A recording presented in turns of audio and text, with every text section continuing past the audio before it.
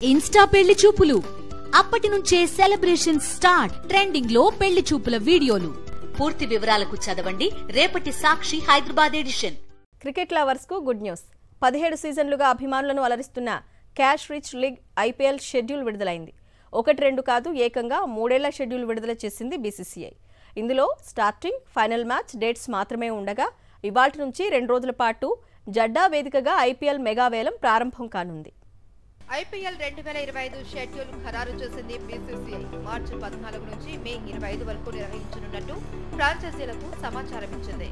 2026-2027 సీజన్లలో కూడా ఇదే తరహా షెడ్యూల్ అనుసరిస్తున్నట్లు ప్రకటించింది బీసీసీఐ.